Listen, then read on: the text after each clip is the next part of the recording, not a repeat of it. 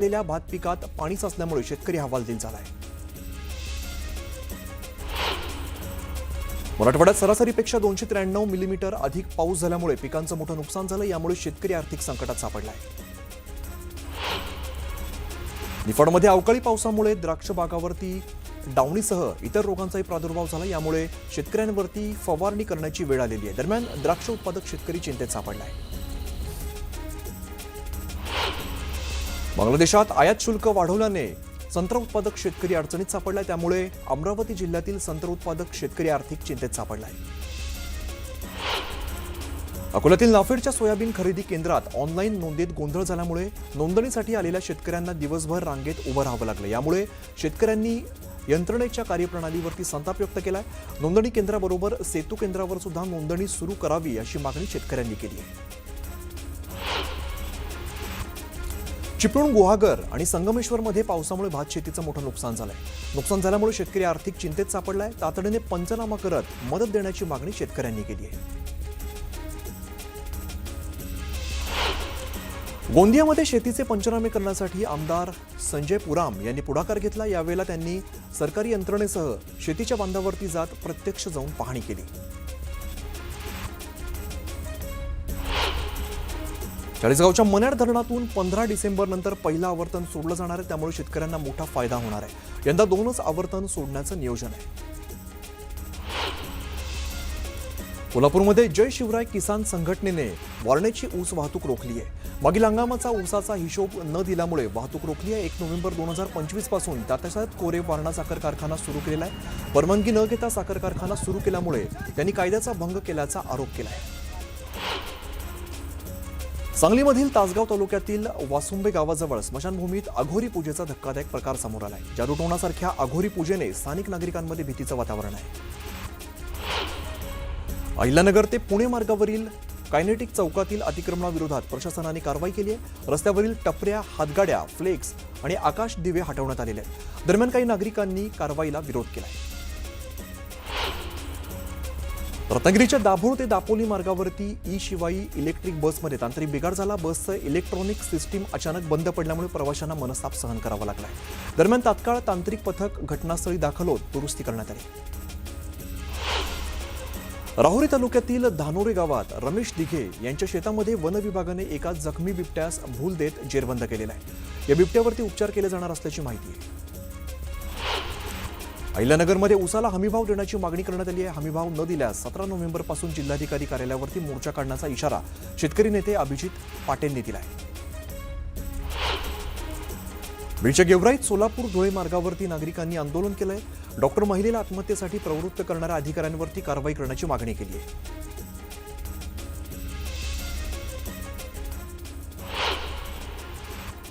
एक महत्त्वाची बातमी समोर येते। वाशिम जिल्ह्यातील शेतकऱ्यांच्या सोयाबीनची 5328 रुपये प्रति क्विंटल या शासकीय हमीभावाने खरेदी करण्यासाठी जिल्ह्यात नाफेडमार्फत ऑनलाईन नोंदणीला सुरुवात झाली आहे। मात्र आधीच शेतकऱ्यांना कुठूनही ऑनलाईन नोंदणी करता येत होती। मात्र आता शेतकऱ्यांना नोंदणी केंद्रावरती प्रत्यक्ष येऊनच ही नोंदणी करावी लागत असल्यामुळे नाफेड नोंदणी केंद्रावरती शेतकऱ्यांची प्रचंड गर्दी होतीये। या नोंदणी पद्धतीमध्ये बदल करण्याची मागणी वाशिम जिल्ह्यातील सोयाबीन उत्पादक शेतकऱ्यांकडून केली जाते। शासनाने कालपासून नाफेडमध्ये सोयाबीनची नोंदणीला सुरुवात केलेली आहे। पण आज प्रत्येक सेंटरवर नाफेडची नोंदणी करण्यासाठी खूप गर्दी होत आहे। कारण शेतकरी हा प्रत्येक स्वतः हजर राहावा लागते।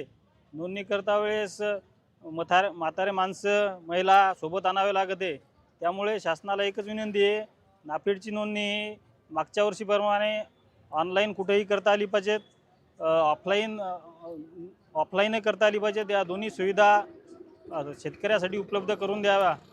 नाफेड प्रत्यक्ष येण्याचा त्रास हा शेतकऱ्याला खूप होतोय।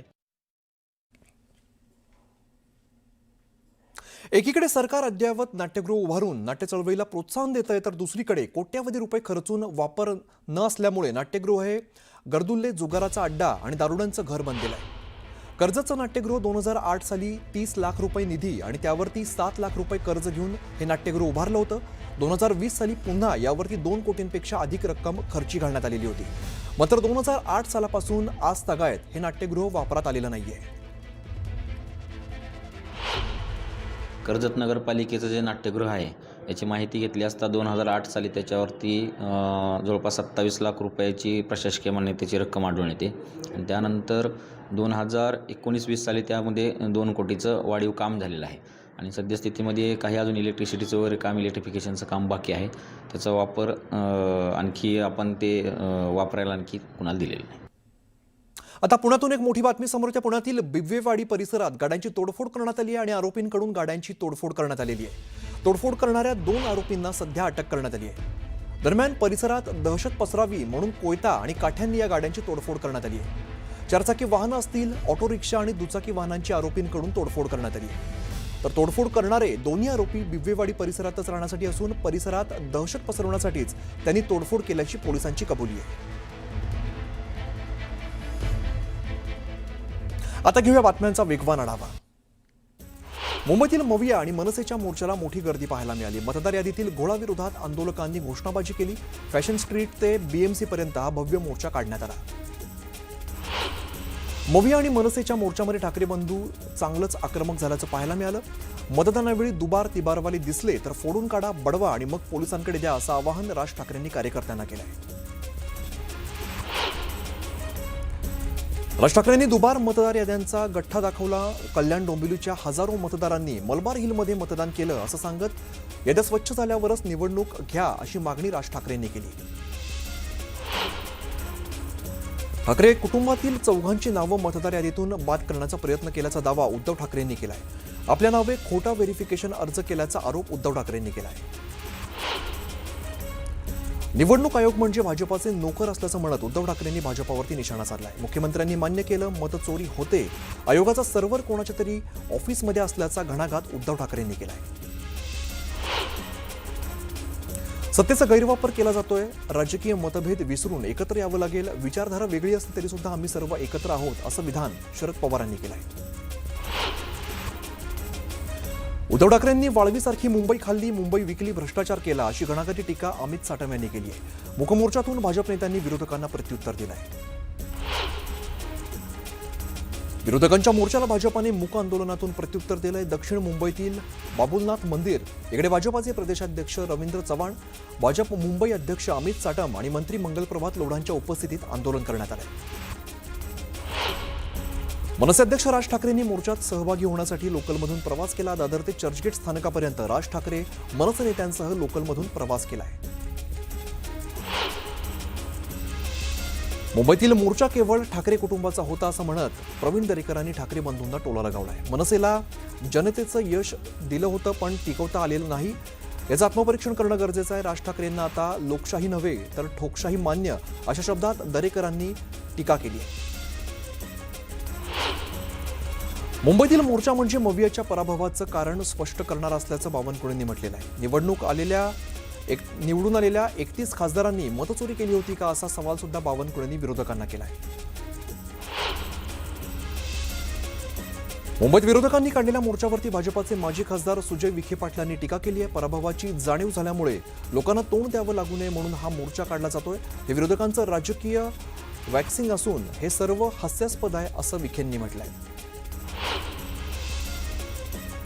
विरोधकांकडे दुसरा कोणताच मुद्दा नाही म्हणून मोर्चा काढलाय अशी टीका केंद्रीय राज्यमंत्री प्रतापराव जाधवांनी केली आहे. मनसेने आधीच पुरावे दिले असले तर त्यांना फायदा झाला असता. स्वतःचं अस्तित्व टिकवण्यासाठी वेगवेगळ्या विचारांचे लोक एकत्र आले पण फायदा होणार नाही असंही मंत्री जाधवांनी सांगितलंय.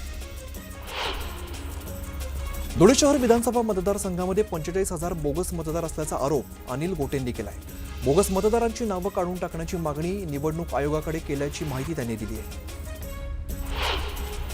सोलापूरमध्ये ठाकरेंच्या शिवसेनेचे नेते शरद कोळींचा बोलताना जीप त्यांची घसरली. निवडणुकीच्या वेळेला बोगस मतदान किंवा बोगस याद्या सापडल्या तर संबंधित बूथवरील अधिकारी आणि कर्मचाऱ्यांचे हातपाय तोडण्याचा इशारा त्यांनी दिलाय. जळगावात ठाकरेंच्या शिवसेनेचे प्रमुख पदाधिकाऱ्यांसह 2 माजी महापौर आणि 15 ते 14 नगरसेवकांनी भाजपामध्ये प्रवेश केला. तर जळगाव पालिकेत सर्वात जास्त भाजपाचे नगरसेवक निवडून येणार असल्याचं गिरीश महाजनांनी म्हटलंय.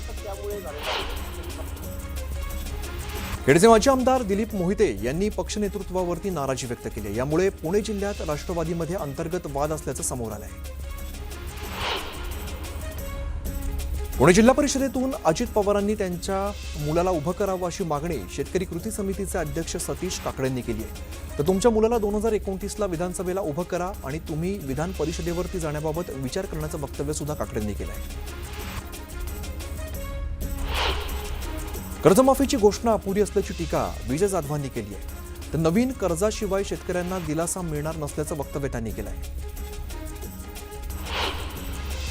सिंधुदुर्ग जिल्ह्याचं दरडोई उत्पन्न वाढवण्यासाठी प्रशासनाने नियोजनाची अंमलबजावणी करावी अशी मागणी खासदार नारायण राणेंनी केली आहे. तर जिल्ह्याची ओळख पर्यटन जिल्हा असल्याने पर्यटन वाढीसाठी सर्वतोपरी प्रयत्न होणं आवश्यक असल्याचे ते म्हणाले. वाशिम जिल्ह्यातील 4 नगर परिषद आणि एका पंचायत निवडणुकीसाठी सुधारित मतदार यादी जाहीर करण्यात आलेली आहे. यापूर्वी प्रसिद्ध झालेल्या मतदार याद्यांवरती 4,930 नागरिकांनी आक्षेप नोंदवले होते आणि आक्षेप निकाली काढल्यानंतर सुधारित यादी जाहीर करण्यात आली आहे. मंत्री हसन मुश्रीफांनी संजय राऊतांच्या आजारपणावरती प्रतिक्रिया देताना खोचक टोला लगावलाय. राऊत हे आजारी पडलेत हे समजल्यानंतर धक्का बसला. ते लवकरात लवकर बरे व्हावेत आणि सकाळी 9 वाजता भोंगा सुरू करावा अशी देवाकडे प्रार्थना करतो असं मंत्री मुश्रीफांनी म्हटलंय.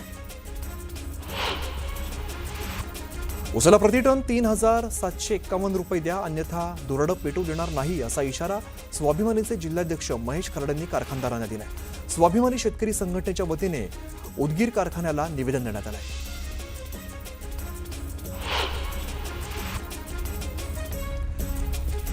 अवैध वाळू तस्करी रोखण्यासाठी गृह आणि महसूल खात्याने एकत्रितपणे काम करण्याचे निर्देश महसूल मंत्री चंद्रशेखर बावनकुळेंनी दिले.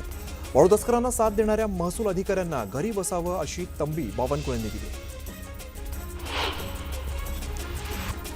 पुणे ठाकरेंच्या शिवसेनेच्या रेखा कोंडेंसह 10 ते 12 महिलांवरती गुन्हा दाखल करण्यात आला. रुपाली चाकणकरांच्या कार्यालयाबाहेर आंदोलन केल्याने पोलिसांनी कारवाई केली आहे. मुंबई महापालिकेतर्फे रस्त्यांची नियमित स्वच्छता आणि देखभालीसाठी रस्ते दत्तक उपक्रम राबवण्यात येणार आहे. मुंबईतील 730 पेक्षा अधिक रस्त्यांच्या शाश्वत देखभालीसाठी घनकचरा व्यवस्थापन विभागाने विशेष पुढाकार घेतला असून नागरिकांनी आपला परिसर स्वच्छ ठेवून महानगरपालिकेच्या स्वच्छता विषयक प्रयत्नांना बळ द्यावं असं आवाहन महापालिकेतर्फे करण्यात आलं आहे. महाराष्ट्र केसरी पैलवान सिकंदर शेखला अवैधरित्या पिस्तूल तस्करी प्रकरणात पंजाब पोलिसांनी अटक केली आहे. तर सिकंदर शेखला फसवल्याचा आरोप सिकंदरच्या वडिलांनी केलाय. सिकंदरला सोडवण्याची विनंती त्याच्या वडिलांनी केली आहे. पंढरपुरात कार्तिकी वारीसाठी पोलिसांकडून 300हून अधिक सीसीटीव्ही कॅमेरे बसवण्यात आले. तसंच AI प्रणालीच्या माध्यमातून ड्रोनद्वारे संपूर्ण शहरावरील गर्दीवर पोलीस नजर ठेवणार आहेत. पंढरपूरमध्ये उद्या कार्तिकी एकादशी सोहळ्याचं आयोजन करण्यात आलंय. भाविकांसाठी महाप्रसाद म्हणून बुंदीचे 10 लाख लाडू तर 1 लाख राजगिऱ्याचे लाडू तयार करण्यात आले. मीरा भाईंदरमध्ये संत ज्ञानेश्वर वारकरी भवनात लोकार्पण करण्यात आलेलं आहे. इंदुरकर महाराजांनी उपस्थितीत लोकार्पण करण्यात आलेलं आहे. 2 मजली भवनासाठी 2 कोटींचा निधी खर्च करण्यात आला. महाराष्ट्र कर्नाटक सीमेवरती महाराष्ट्र एकीकरण समितीने काळा दिन साजरा केला. यावेळेला मोठ्या संख्येने मराठी भाषिकांनी या फेरीमध्ये सहभाग घेत महाराष्ट्रात जाण्याचा निर्धार केला आहे.